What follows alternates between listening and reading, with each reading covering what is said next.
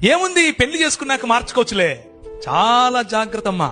కనీసం వారానికి ఒకరు నాకు ఫోన్ చేస్తారు, అన్నా ఇలా వివాహం జరిగిపోయింది, మావాడు ఇంకా రక్షణలో లేడు, చాలా బాధపడుతున్నాం.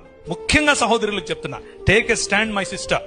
అవతలి వ్యక్తి యేసు ప్రభువును నమ్మి రక్షింపబడినటువంటి విశ్వాసి అయితే తప్ప మీ జీవితాల్లో వారిని అనుమతించకండి. మీ పెద్దల ప్రెషర్ అయినా సరే, మీ కులం యొక్క ప్రెషర్ అయినా సరే, వారితో మాట్లాడండి. కానీ ఇలాంటి దేవుని వాక్య విరోధమైనటువంటి వాటిని మీ జీవితంలో అనుమతించకండి. Same thing with young boys, యవనులు. చాలా సార్లు ఈ ఉదాహరణ చెప్తుంటాను. మిద్దెకి ఒక ఆయన తాడేసాడంట కిందోడికి. ఒరే పట్టుకొని ఎక్కరా అంటున్నాడు. ఎక్కేవాడు గుంజితే పైనోడు పడతాడా, లేకపోతే కిందున్నోడు గుంజితే పైనున్నోడు గుంజితే కిందోడు పైకి వస్తాడా? ఆత్మీయతలో కూడా అంతే. నీ స్థాయి ఏంటి? ఇశ్రాయేలు, నీ భాగ్యం ఎంత గొప్పది, యెహోవా రక్షించిన నీ జీవితం ఎంత గొప్పది. అలాంటిది తీసుకుపోయి నువ్వు ఎవరికి కట్టబెడుతున్నావు? రాజైనా ఆహాబుతో వియ్యమందుతావా? యువర్ బిజినెస్ పార్ట్నర్షిప్ ఎవరితో ఉంది? మీరు ఎవరితో వియ్యమందుతున్నారు? మీ ఇచ్చిపుచ్చుకోవడాలు ఎవరితో ఉన్నాయి?